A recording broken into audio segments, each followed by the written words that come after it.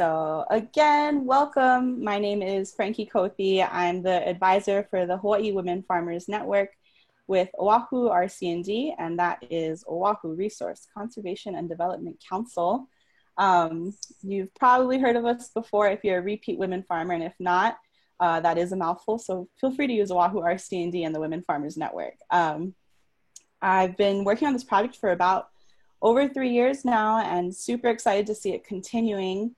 And Oahu RC&D, if you don't know it, is a nonprofit, a sustainable ag nonprofit based on Oahu, but working statewide to help and promote sustainable agriculture and agribusinesses, such as programs and projects like the Hawaii Women Farmers Network.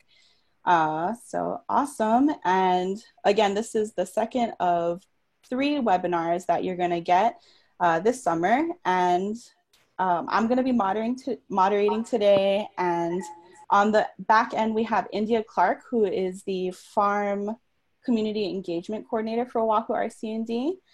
And yeah, so we have a very loaded session today with some amazing panelists. Like one of our women farmer hosts on Oahu says, Kylie Matsudalam, it takes a village, and creating these webinar series takes a village. And we're so appreciative of our panelists today and all the support staff at Oahu RC&D for making this possible. So we are going to dive in today. So today we're going to be doing how are mobile markets, food banks, and direct and distribution services changing in Hawaii and in the face of COVID-19, what that means for your agribusiness, and some stories told from our panelists. So without further ado, we're going to kick it off with Harmony, from the co-founder of Sustainable Molokai. And she has served as the executive director since 2017. Her background includes environmental planning with communities across Hawaii and the Pacific. And she has her BA from Yale University, and a master's from urban and regional planning from the University of Hawaii at Manoa.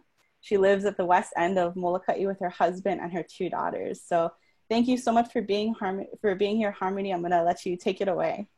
Okay, great. Well, thank you so much for having me and for that awesome introduction. And I should just add that the master's I did was with India. So it's awesome to reconnect and be working on this together. So yeah, real briefly, Sustainable Molokai is a community-based nonprofit started in 2010. We really focus on both food and energy sovereignty programs. But really our food sovereignty program is really the bulk of our work at the moment.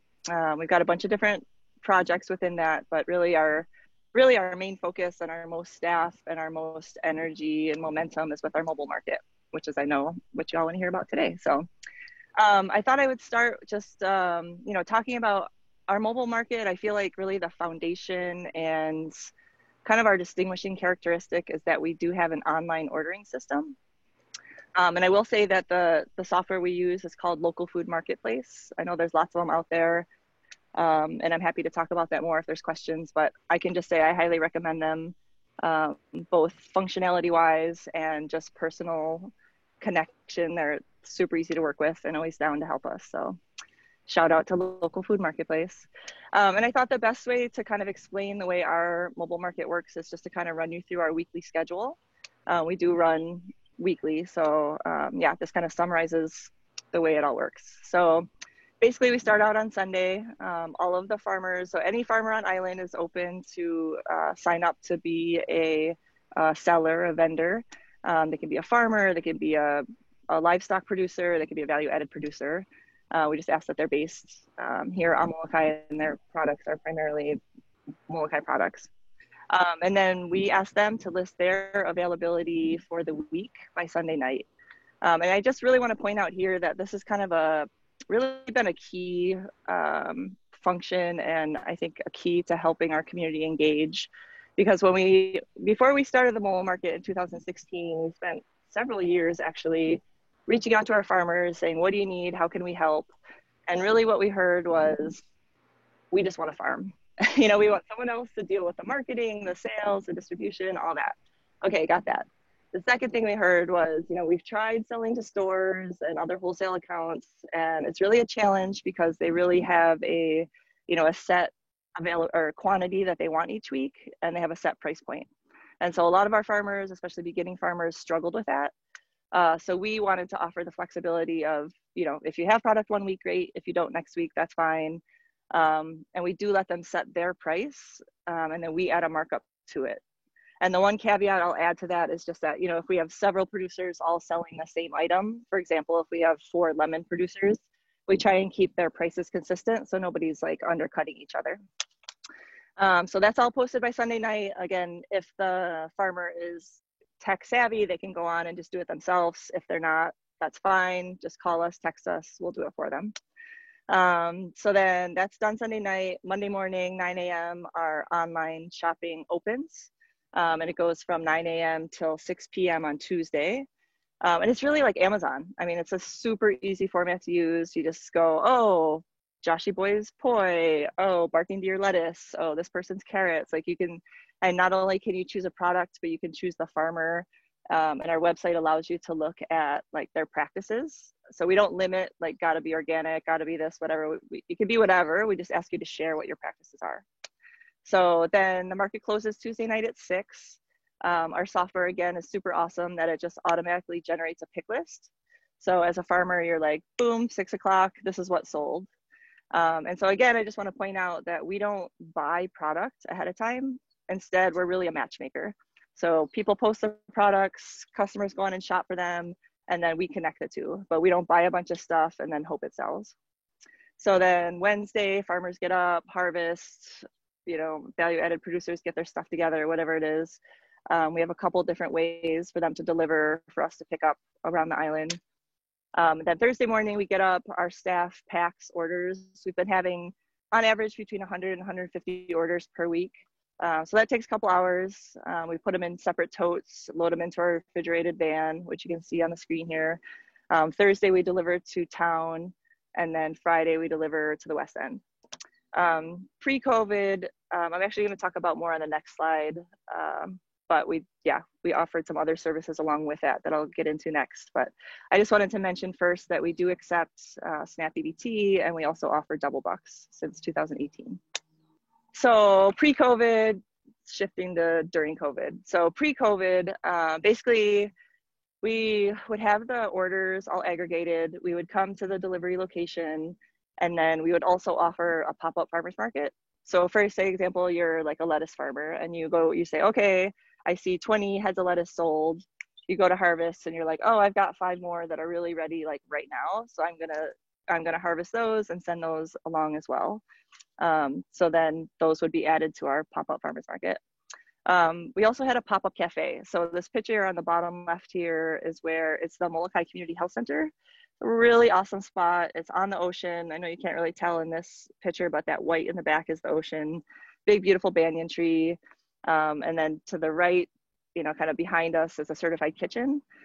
So we had local chefs and caterers come and produce locally sourced meals.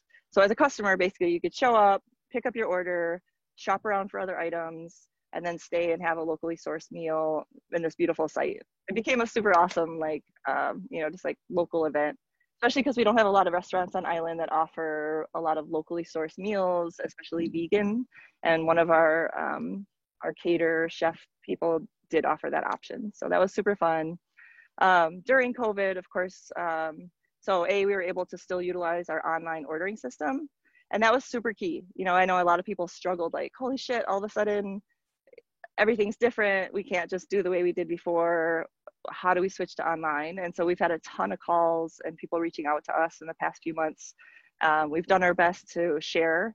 Apologies if anybody's on here we didn't get back to, but we really did try our best to share with people, you know, what we've been using. We switched to a drive-through delivery method. So you can kind of see in this picture here, you know, the orders were just stacked up in these totes. People drove up, and then we'd either hand it in, you know, in the back of their truck, in their back seat, whatever worked for them. So of course it was pre-orders only. So no more pop-up farmers market, no more pop-up cafe. And then of course all the increased safety protocols. So masks, gloves, you know, all the extra stuff for farmers, staff, and customers. So how we're evolving. So first off, you know, COVID hit Molokai super in a really interesting way. I don't know if you all heard the news, but we've only had 2 cases so far. But the two that hit us were in March, and it was two employees of Friendly Market, which is our largest grocer. So they shut down their whole grocery store for 2 weeks. Bisaki's, our other next largest grocery store, was like, oh, we better change some stuff too. And so it became really hard to get food. And we just realized that a lot of people here shop pretty much every day. You know, people, they don't all have refrigerators. A lot of them only have coolers. So they just come get what they need like every day, every other day.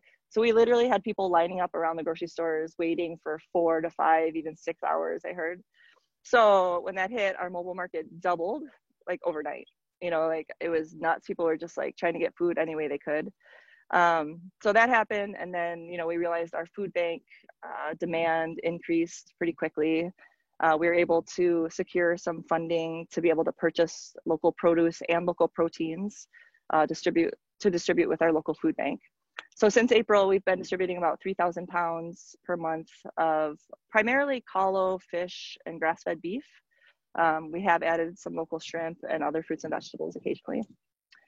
And then overall, really our biggest challenge, like from the get-go, since we started in 2016, demand has always been higher than supply.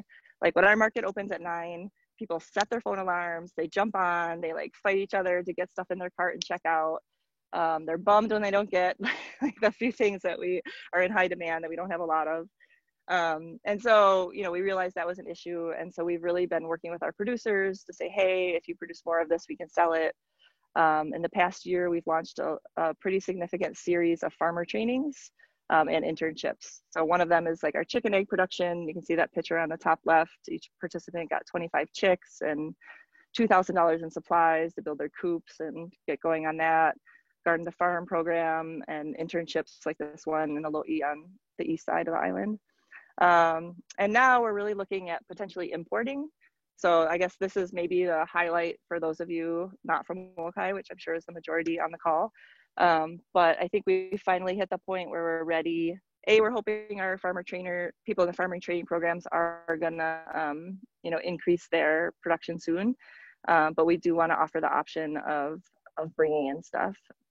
So if anybody has stuff they want to get to us, we'll probably be ready in about another month or so. You know, obviously to increase our volume, we needed bigger infrastructure. So fortunately, we've been able to secure a larger packaging and storage facility, and we just got funds to purchase a larger refrigerated truck. And actually, that's pretty much the summary of what I had to present. One of our presenters couldn't be here today, and so they asked me to talk a little more about double bucks because I know Kristen was going to present on that. So I'm happy to share what I know about that. I'm sure most of you are probably familiar with double bucks. It's a super awesome program that runs nationwide for many years. In Hawaii, it's also run for several years. Different organizations have had different sources of funding for that. The Waianae Comp, I know, had like a private funder. Kokua Kalihi Valley, I think similar. The Food Basket and Sustainable Molokai had a federal grant that we ran for a couple of years. And then in 2019, the Hawaii Good Food Alliance, which I'm a member of, and so is the Food Basket. Basically, we applied for $1 million for the state to be able to run double bucks. And so we got it. In order to get it, we had to have a 1-for-1 match. So it was super awesome. A bunch of local statewide partners stepped up and we pieced together $1 million in match. So, you know, officially we got notification end of 2019. Between the USDA's issues and just implementation issues, it's taken a few months. So I feel like we're really just getting it rolling statewide. But really the goal is to get that implemented across the state. So if any of you are interested, feel free to reach out to me or to the Food Basket. But just to summarize, I would just, you know, I think it's helpful to just have a concrete example for those of you that haven't actually used it or seen it in action. But just say you're an EBT customer, you come up to the Sustainable Molokai mobile market and you're like, I'm gonna buy $50 worth of local produce. So great, here's your $50 worth of produce. Boom, you swipe your EBT card. $25 gets taken off of the EBT card, and the other $25 gets matched by the grant. So farmers still receive their same price that they were expecting, and EBT customers get double the items. So it's pretty awesome. So that's all I have. Thank you. Awesome. Thank you so much, Harmony. And we're going to save some of the questions we have for you towards the end. So many good resources. And just a reminder, this recording and the resources shared today will be on our website, and I'm going to give you those resources and where to find them after this. Next up, we have we have Amanda Corby Noguchi, President and Creative Director of Under My Umbrella and Pili Group, and the creator of Chef Hui with her husband, Chef Mark Noguchi. Amanda's expertise includes logistics, systems, strategy, and community engagement. And she was actually recently featured in Forbes magazine, if you Google it. And fun fact, one of her daughter's names is also Frankie. And so I feel very special. She's going to talk about their shifts with the evolving organization Chef Hui and how they've been working with farmers and acting as a nexus in our communities. So Amanda, thank you so much for being with us today, and I'll let you take it away. Thanks for having me. I feel really honored to be here. Just listening to Harmony, and her and I have been working together many years ago, I think before either one of us had children, on some of the work that I continue to stay on, all the Zoom calls that we're constantly on work that we were dreaming about and envisioning a decade ago. And finally, I think COVID, the silver lining, has actually pushed us to be able to implement some of those things and some of the food system work. So just really honored to be here with everyone. As you said, I run an event and PR company and am co-founder of Pili Group with my husband.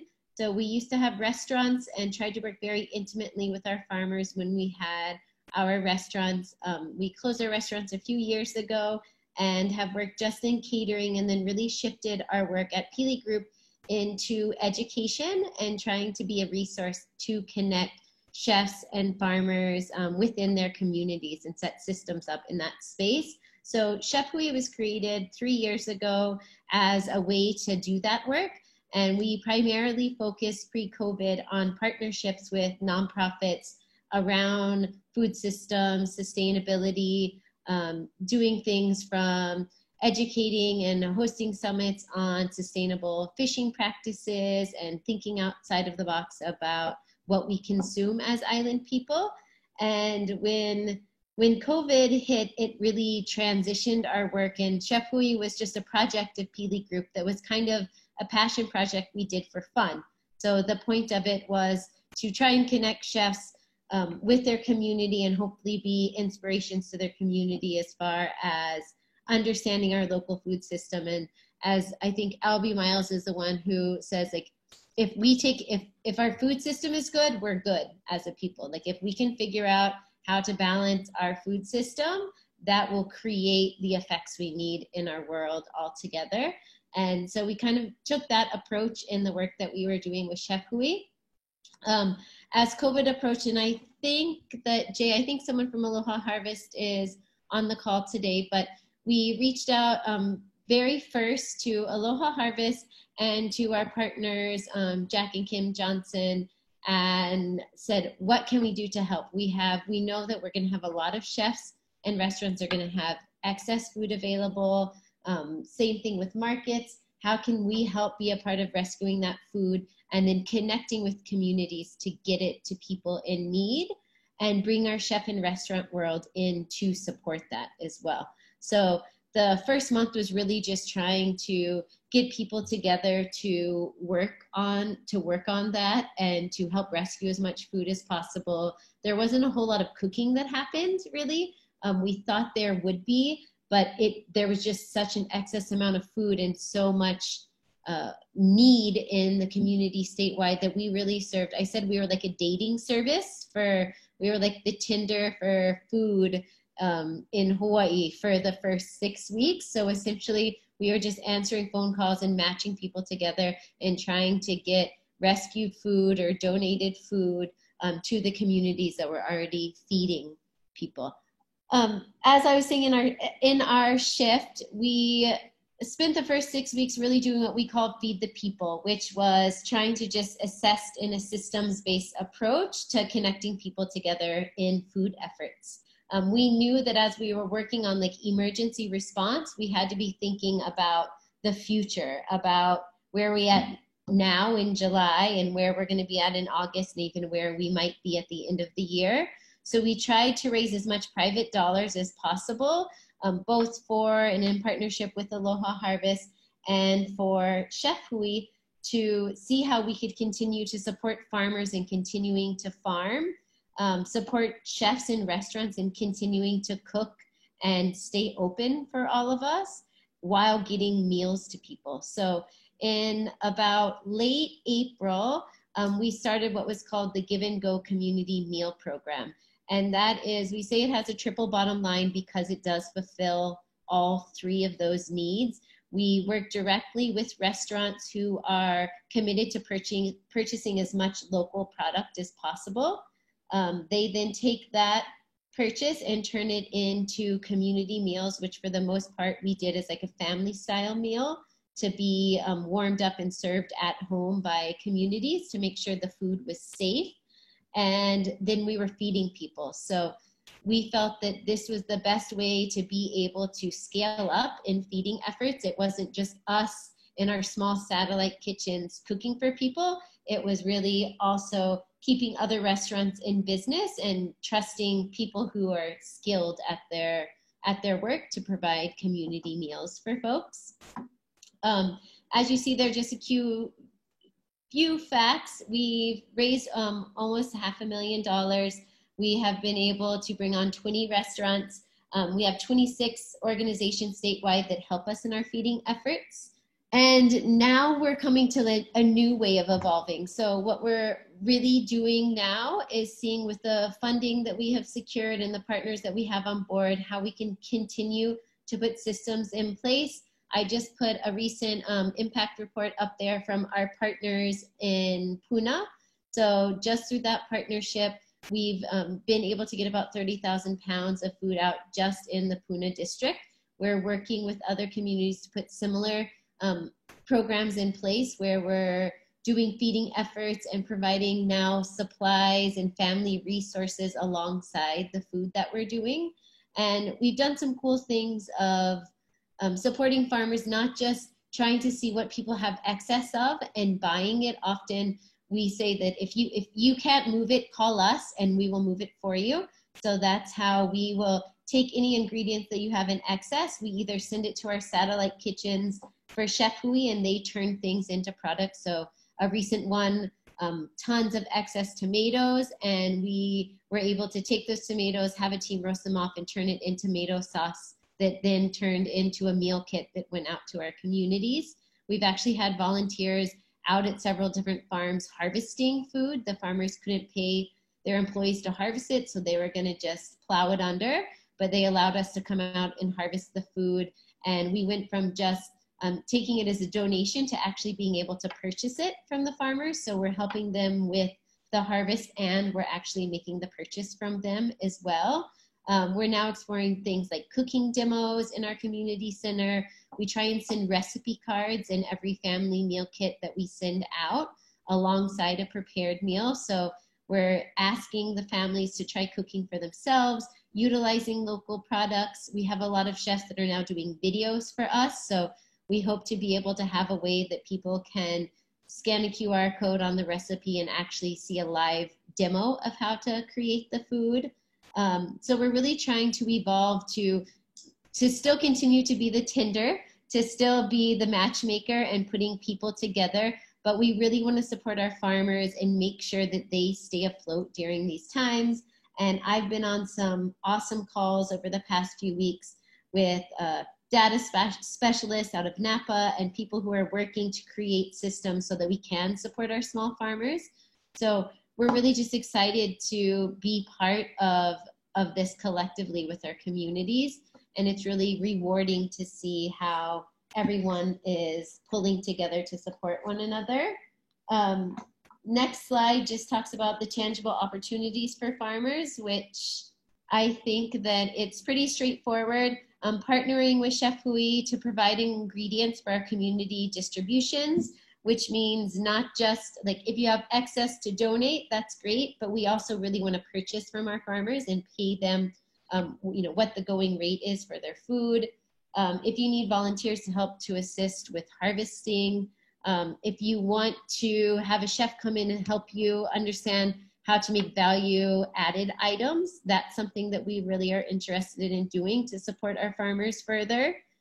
We can have chef ambassadors make recipe cards for your CSA boxes, help people understand ways to think outside of the box. So there's lots of ways to partner with us, and we just hope to continue to be a resource to support our farmers and our food folks.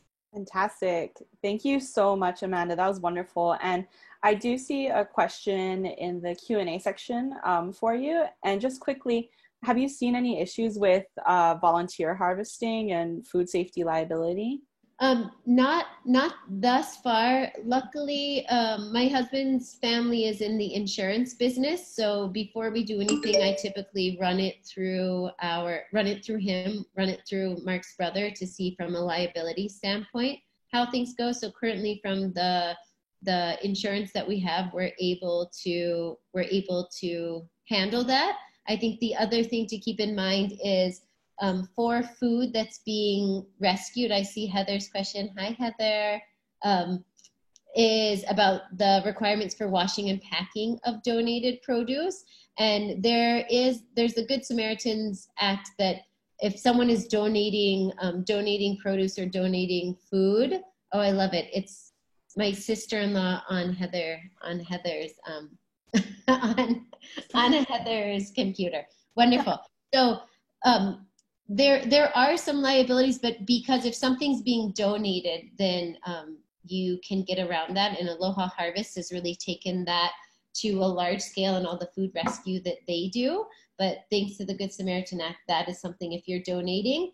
But when we're purchasing, these are being sent to actual kitchens of chefs who have all their certification and expertise in food safety and food handling. So we're really thankful that we have so much talent on board to help us navigate dealing with the food safety issues of things. So thus far, we have not ran into any problems, but we're always checking in to make sure that we don't. Awesome. Thank you so much, Amanda. All right, we're going to jump over to Kauai with Robin Pedersen, who was born and raised in Kauai. And she has dedicated herself to her community, and after completing her bachelor's in sustainability at UH Manoa, she worked in the nonprofit section for 6 years, and she's the grants administrator for Malama Kauai, which is a nonprofit over in Kauai, focused on advocating, educating, and driving actions towards a sustainable Kauai. And when she's not busy with work, she's busy raising her family of 4. So Robin, I'll let you take it away. Hi, thank you guys so much for having us. My amazing ED, she just had her baby, so she kind of shoved me into doing this. It's my first webinar, but I'm excited, so thank you. I jumped in with Malama Kauai, first of all, like right before COVID. So initially I was just going for grants for the regular programs, and then COVID hit and everything pivoted. So all of these slides are basically related to how little I knew of before and how much I know now of like our pivot to the COVID. How we had shifted. When I came on, the programs that Malama Kauai was doing were so cool. The Village Harvest Gleaning Program, where they would go around and collect there are so many gentlemen farms here that things just drop all over, and it's just such a horrible waste. The pigs get it, but the people don't. So they had shifted that to the Kupuna Care CSA delivery program. So it's kind of like a contactless program that Kupuna could just come out to their doorstep and pick up a nice fresh bag of produce. And that was partnered with Hawaii Food Bank in the county of Kauai. The farm to school pivot. So Aina Pono is one of the programs that we were helping with supporting the DOE feeding sites with additional food, the drive-through pantries in the areas without the feeding sites. So that's kind of, you can consider that like where I live, it's super remote out in Wainiha. The closest feeding site would have been Kilauea Elementary School. So they have pantries that came down to Honolulu Colony Resort. The home delivery CSA programs. And then we have our local food connector on our website, which is really cool. And I know Megan works on that daily, updating it for farmers and for just consumers. I go on it all the time and it's something's new. And I'm like, my dad has a farm in Kapalaki. I'm like, Dad, check this out. It's so cool. So if you haven't seen the local food connector, that's really cool on our website. The farmer technical assistance programs that Megan had been doing up at the farm has kind of shifted. That's the Farmer CSA mini grants, the buy local directory that's on that local food connector on our website that I just mentioned. The Hawaii Farmers Market Association, and then what I'm most familiar with working on right now is the USDA Farmers to Families Food Box Program, which we just entered into our next 6 weeks. That starts on Monday. We do the Ag Internship Program. So instead of having anyone under age 18 come on and risk that exposure, we just have college students right now only. And we do plant and food giveaways from the farm. So all of our donations are going to the food bank from the gleaning program. So whatever's in season is getting taken over there to the food bank and added to their surplus. Our farm to school, just like Harmony had talked about the Bucks and SNAP, basically that's kind of advocating for that, letting people know that's there. And a lot of people are sent our newsletter, so a lot of advocacy for those programs. The farmer technical assistance programs, we are trying to set up the Moloa'a Food Hub right now. We got some funding from the county for other programs, but unfortunately not for that one, which we really wanted.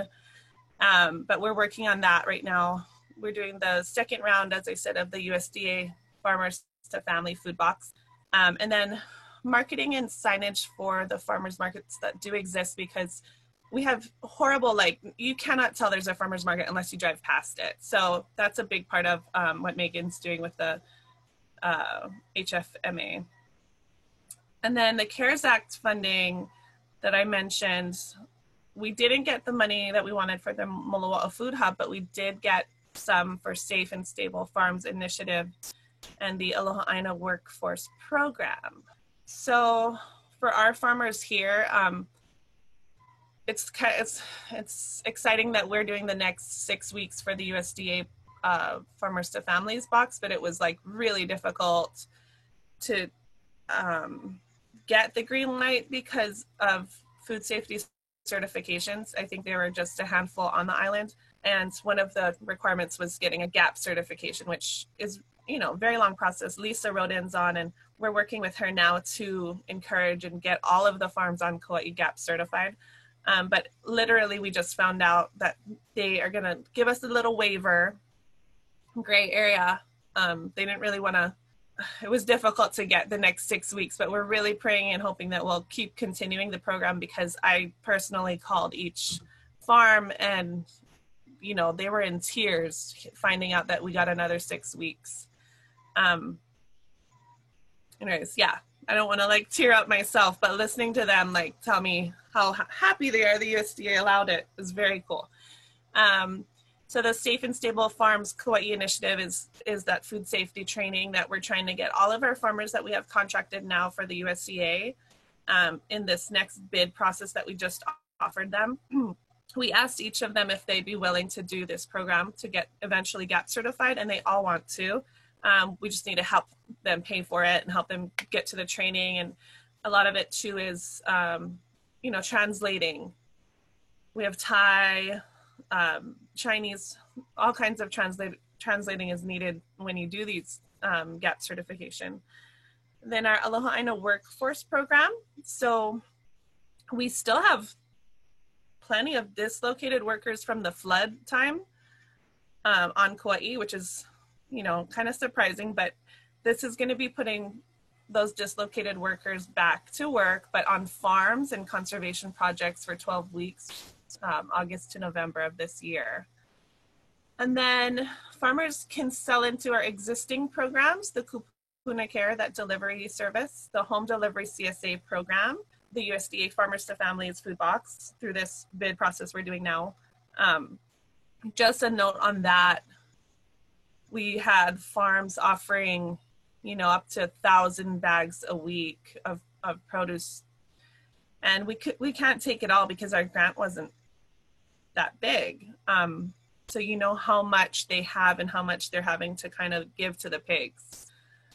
I think we were only able to accept maybe 20% of what we were offered. So we need to get more out there. The other existing programs are the Aina Pono program and the Bucks retailers, like, you know, Big Save and Times and those retailers that are taking the Bucks along with your SNAP card. And then running your own CSA, choose your own online ordering and contactless home delivery is in huge demand right here on Kauai. I'm sure it is on every island, but that also, we can offer technical assistance to get that going. Other than that, I mean, we're just really trying to keep these farms open and operating and surviving. Fantastic, Robin. Thank you so much for all that you guys are doing to feed the community and really be a resource for the farmers and ranchers on Kauai. And I think the main takeaway for any of the producers on Kauai is contact Malama Kauai because they can help you get the resources you need, either CSA or if there's anyone, getting part of the market. Definitely, please do. Yeah, my email is right there on the slide, and just reach out. We're trying, and definitely look on our website at the Local Food Connector, because that can also help find you retailers or even grant funding. We have I think our mini grant funding application might be up right now. So definitely go on there and check our website out. Go to the Local Food Connector. And it's a lot of resource for farmers. Awesome. Thank you so much, Robin. And lastly, today we're going to wrap up with a different Megan than Robin was talking about. Back on Oahu, we have Megan Kono with Hawaii Farm Bureau's Farmers Market. She's the general manager. And she's going to talk to us about their change and how they've evolved, not just on Oahu, but statewide, and how you can be a part of that as well. So Megan, thank you so much for being here. Hi, thanks for having me. I'm just going to tell a little bit of background about the Hawaii Farm Bureau. So, you know, we did start in 1948, so we've been around for quite a while. We do have 11 county chapters, so we are a statewide organization. And we basically just represent Hawaii's farmers and ranchers, and we advocate for, especially during the legislative session. But apart from that, we run, you know, the annual Hawaii State Farm Fair, which unfortunately had to get canceled this year. It should have been this past weekend, actually. We would have been out at Kualoa Ranch, like super, super dark already. And then we do run, which is the part that I'm running, is the farmers market. So here on Oahu, I run 5 farmers markets. Unfortunately, 2 of them at KCC are still shut down, and we are trying to get them reopened.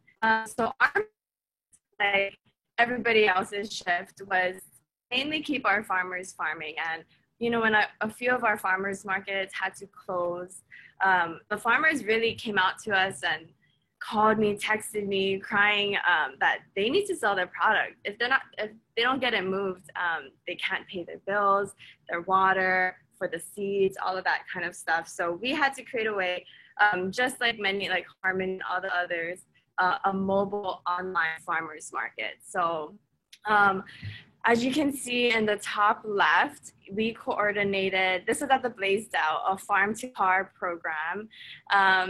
We had about 30 farmers and value-added producers. So we also had, you know, stuff like cookies and brownies and scones and chips. And we actually expanded. It was once a week and doing 300 orders. So we expanded it to twice a week and even a second location at the Windward Mall. What we did find was that it is a huge demand here on Oahu as well. I mean, we would open our store from the back end and it would only stay open for 45 minutes to 1 hour. And we had to close it because they're already, sure Harmony can speak on like packing these things, especially when you have 5 different types of Japanese cucumbers from 5 different farms, it gets kind of complicated and it gets hard. So in that picture, you can see we actually alphabetized everything. So it'd go apple, bananas, cherry, tomato, all the way to your zucchini. People, about an army of 20 at least, shopping and fulfilling these orders. The next day we would ask to put it in a numerical order. The next day we'd come back and then bring it out all on the tables and then open up for cars to pick up. So it was kind of a process, but definitely worth it. So we ran this program from April to May. So just a total of about 2 months, a little bit more than 2 months actually. I know this slide has numbers on it, so I want to say that in the 2 months that we were open, we sold $231,000 worth of produce, I believe. Yes, which is amazing. And because we had some funding, the city and county of Honolulu and the Ulupono, they donated some of their money to farmers, 100% of the proceeds this whole time. So we take a cut. 5,000 produce, which is crazy. And this is only in the span of 2 months. Seeing farm products that we from our farm vendors. So through this program, we did put it on pause in order to focus energy on our farmers markets. But it's still demand. People are still calling. They want us to put back on the farm to car program. So we might be looking at doing that soon. Hopefully, fingers crossed. Even the farmers are begging to put it back on because it's perfect. They need to bring in. They just bring in the exact amounts and give check the spot. So yeah, it was a great program and a great experience to focusing on our local guys, our local consumers. New farmers market trends. Of course, we do see a need for the online farmers markets, but surprisingly, while our farm to car program is going on, our farmers markets, our physical farmers markets actually got a lot busier as well. Meet their farmers. Megan, we're losing your audio. It's coming in and out a little bit. But maybe just if we can catch your audio, just to flip to the last slide and tell the women farmers here tangible opportunities for the farmers who want to get involved with Farm Bureau. Yeah, definitely. You guys can do a farmer member. Do messages from Megan, I'm so sorry, but your audio is cutting out. Do you mind if I just like spit out your last slide for you? I'm gonna go for it so you guys can make sure you get good information from Farm Bureau. But you want to make sure that you become a Hawaii Farm Bureau member and take advantage of those opportunities if you want to be part of their market. And they do work statewide, but the best place to get information if you're on an outer island and want to be part of a Farm Bureau market is actually Megan on Oahu, and she can direct you into the right person to speak to. And yeah, she's super awesome and a great resource to give you more information on things you'll need from different types of produce and things you might need in your agribusiness that you'll need to provide her for information. So Megan, I'm so sorry that your audio is cutting out. Hopefully it'll come back in just a second. Oh, yep. Sorry. I totally just like shut down. That's okay. I got your last information out for you. Thank you. And with that, there's one main question that I'm seeing that I'd love for each of our panelists to speak on for like 20 seconds. And that's really, how is your specific program evolving for the remainder of 2020 and what that's going to mean for farmers? If you can, I challenge you to try and answer that in about 20 seconds. And let's start it off with Megan, since you're still here. Oh, so the remainder of 2020, I mean, I think a lot of our focus is going to be on the local consumer. How can we get our local products to our local consumers? Now that, of course, everybody knows KCC was a lot of tourist driven. So without that, we need to refocus our energy and come back to our roots, and sell to our local community. So that's definitely going to be a focus. Trying to bring back and utilize our farm to car program that we ran. I think those would be probably our main ones at this point. Awesome. That's how about you, Harmony? Yeah, that was perfect, Megan. Well, I think we're all awaiting, the reopening and the next wave of COVID and however that's going to play out. So I think COVID sucks. Okay. We all know that, but I think the one silver lining in all of this is local food. It's been brought to the front and center for all of us. And it's been great. We've been able to get in touch with funders, and, just people are talking about, holy shit, we need to grow more of our own food. We need to buy local. We need to support our local farmers. So I just feel like, we're doing our best to offer different opportunities for people, whether on either arena, whether you want to buy more local food or whether you want to grow more of your local food, so of your own food. So yeah, I think, as much as it sucks on big picture, people losing jobs and financially and all these things, those of us in the local food sector, the silver lining is really that we're here to support you, and please reach out to us and we'll help on whichever angle you're most interested in. Fantastic. And I'm gonna switch over to Amanda to give us her 20-second feel on the rest of 2020. And as I do that, there's gonna be a poll popping up so you can listen as she's talking.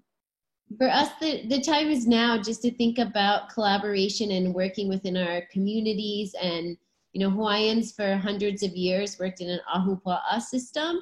And I think that now is the time for us to think about going back to working in that realm. And we're going to just continue to try and be connectors in doing so. Fantastic. And how about you, Robin? Where do you guys see yourself for the rest of 2020?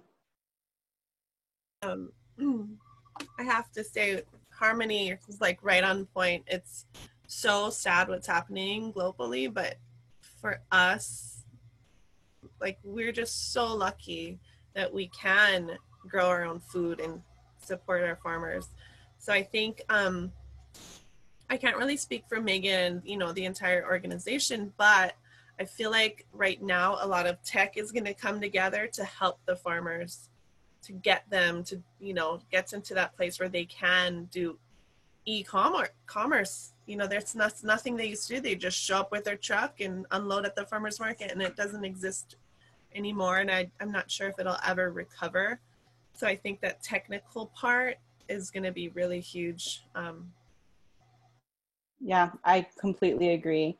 And just to support them and keep them, because if they're gone, we're screwed. Yep, I completely agree. Thank you all so much for your input and your mana'o and all you're doing to help feed our communities. And we just really appreciate you guys as a nexus for farmers. And I think a lot of the questions that our women farmers asked prior to this were answered through your presentations, both on small scale farms that can contact you and larger scale produce, and how to get that involved either CSA or in some kind of online market. So if you have more questions on that, you know who to reach out to now, and you can check out this webinar afterwards to go back and double check things. The slides will also be available, so you can see Megan's slides if you didn't get a chance to. And with that, yeah, keep answering those polls. I see most of you are on there, so we're just trying to see if you guys got some information out of today and where we can improve. And lastly, we just want to thank our sponsors for continuing this ag professional development for our women farmers. That's, I'm just going to say WORMI. If you don't know what that is, Western Extension Risk Management Education Center, and then all of our other supporters as well. And thank you to our women farmers for always being so hungry for information. So I think we're just about out of time, and it's been so wonderful getting to do this panel with all of you and with all of our women farmers attendees. And we hope to see you at the next one, and hope to see you in person in the future. So thank you so much, everyone. It's been another great webinar. Have a great day. Bye. Mahalo. Thank you. Mahalo, everyone. Aloha. Bye.